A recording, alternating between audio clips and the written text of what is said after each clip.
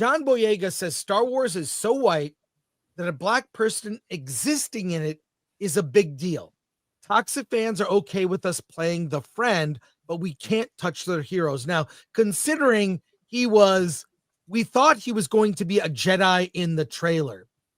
And let me say something about characters in Star Wars. Look, it's a very diverse universe. There's humans and there's all kinds of aliens and droids. And we've seen prominent black characters, Lando Calrissian, a rogue, a pirate. That's like pointing out the chocolate chips in the cookie, Chris. That's literally what he said. It's so embarrassing. But he's the administrator of a city, ran a city.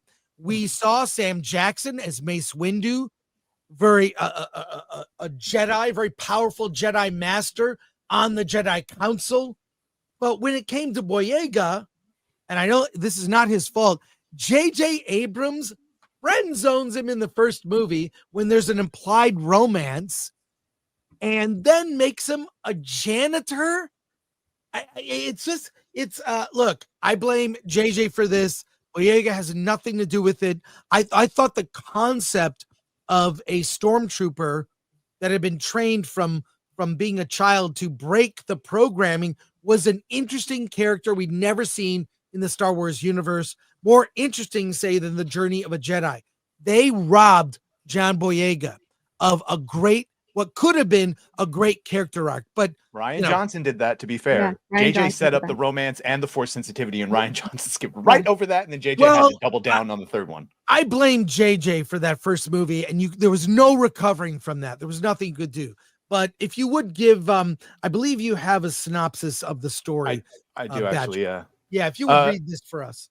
John Boyega says Star Wars is so white. John Boyega, known for his role as Finn in the Star Wars sequel trilogy, has once again spoken out about the franchise's lack of diversity. In the Apple TV Plus documentary, #1 on the call sheet, Black Leading Men in Hollywood, Boyega called Star Wars so white, criticizing how black actors are treated in the franchise. He pointed out that while characters like Lando Calrissian and Mace Windu exist, their presence feels like an afterthought rather than a genuine representation. I almost made a video about it, but he just pissed me off. In the article, he represents, people just say Mace and Lando, and he's like, that's like pointing out the chocolate chips on a cookie, meaning they're like, anyway.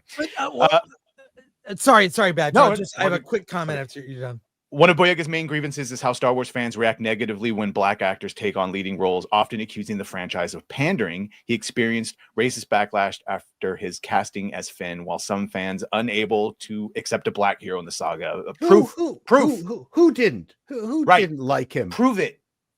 Yeah. Actually, I do have to defend him on that, because I remember going to his page and I saw some crazy shit. Okay. Man. People were not Dante, happy. most of it. A lot of people thought that they thought he was going to be a black Jedi, and they said a lot of fucked up shit. Now here's the thing: a stormtrooper helmet off, and they thought stormtroopers were clones, and that was the main source. Well, no. I'm not talking about continuity errors of Badger. I'm talking about like some straight racist shit. But here's the thing: that aside, right?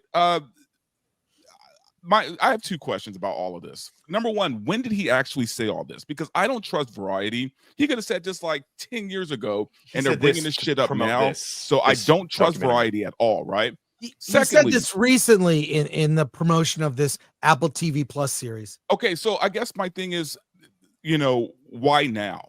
Like, why bring this up now? It's the weird thing for me. Yeah, because the documentary he's in brings it up. Yeah, Can I read that again?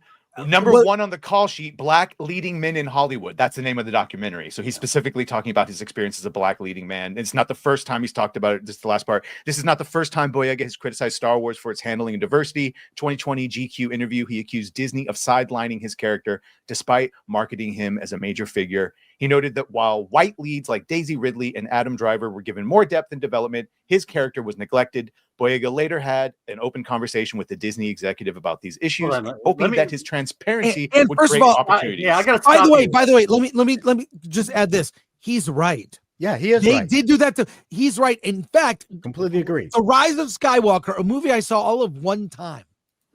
He's screaming Rey, Rey, Rey. Was he trying to yell to her? They never paid off what he was trying to say to Rey.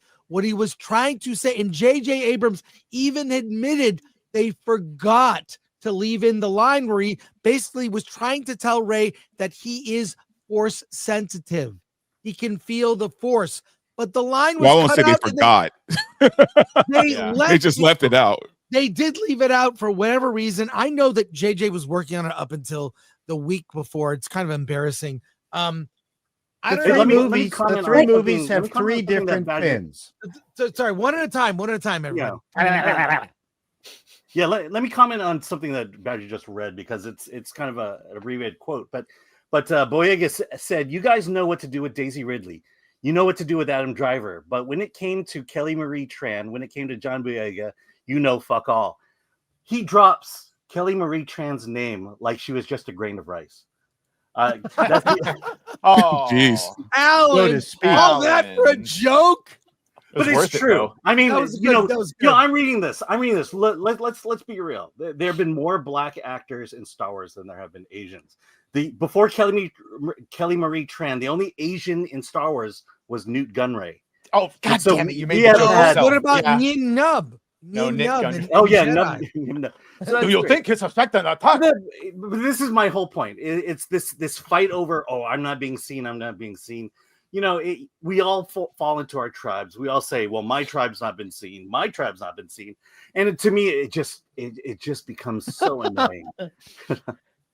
But I think he is fundamentally right. Number one, number one, there is a tendency to make the black guy the head of the stupid buddy. No, or the head of the police department, but never the lead.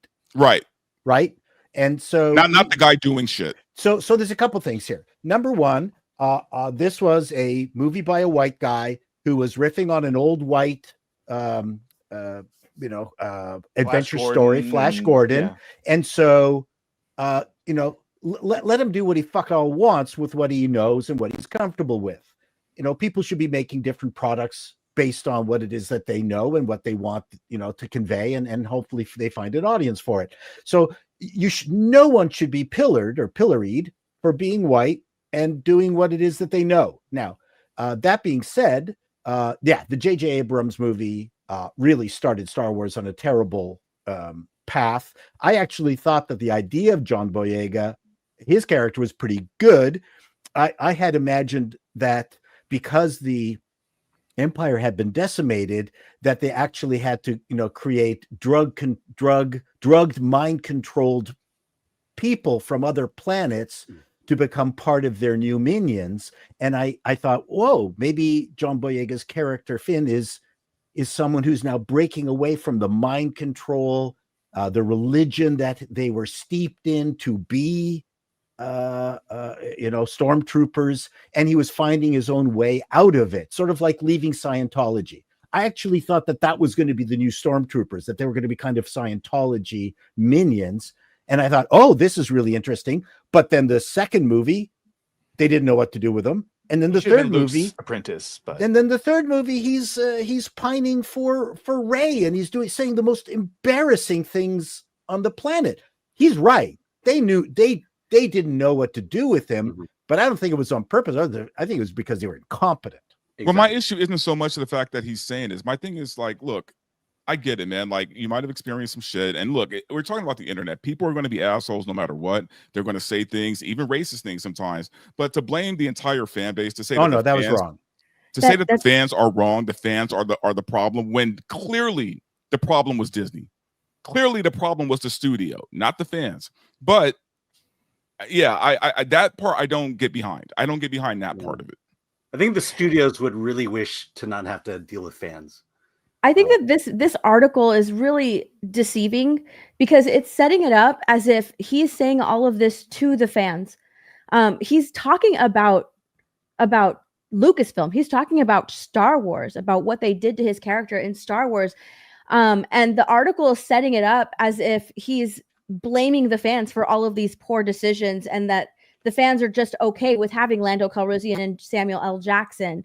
But because the only time that this article talks about racist and toxic Star Wars fans was when they're saying that the fans were upset with the black actor for playing a lead hero, when in actuality, like, yes, there are some assholes on the internet who will say racist shit, to this actor, but the majority of the Star Wars fans were actually rooting for him to do really well. They were rooting for him to have a good story. They wanted him to become a Jedi because that's how it was marketed, and people were really mad at this pivot, and then later on learning that there was actually no plan in place, right? J.J. Abrams set it up, Rian Johnson came in and shit all over it, and then J.J. Abrams had to do his best to fix what Rian Johnson came in and broke. So a lot of people were mad that John Boyega's Finn got the short end of the stick and nothing really happened with his character. And for this article to really frame it as if, toxic fans are okay with us just playing the friend and we can't touch their heroes, that's not true. Like, that's not what he's saying at all. He's calling out Disney. He's calling out Star Wars for bringing him in, marketing Steph, the he film. did talk shit about us, though. He directly was talking about Star Wars fan. He said, you can always tell it's something when some Star Wars fans try to say, well, we had Lando Calrissian, well, we had Samuel L. Jackson. So, I defended it, too. But he is saying that we were accepting two actors. He is saying that Disney set up his character and marketed his character as if he is going to be like the hero of this franchise. And then that just never happened. Yeah, JJ very clearly set him up to be a Jedi and a romantic interest. But he got that Disney didn't give us any more black characters. Because they shrunk him on the China poster. And behind John Boyega, right? But besides, in comes all of these other characters. And yes, they were in there for forced DEI purposes. And that's why people were calling it out. It's not just, they're black, so because they're black, we're calling it out. No, they were brought in specifically for DEI purposes, right? So like, that's why it's being called out by people, because we know why Disney is doing this to these, bringing in these black characters. And on top of that, they're not even giving us good stories, like good Star Wars on top of that. So yeah, he's saying that like, we are like Star Wars fans try to say, well, we had Lando and we had Samuel L. Jackson. Like, those are literally the only black characters that we have. And that's just saying like, well, we do have these great characters. We wanted John Boyega to be amongst those great characters, and Disney literally gave him the short end of the stick. Well, it's also unfortunate that this character. It was unfortunate that all this came out when Disney was committed to ugly women syndrome.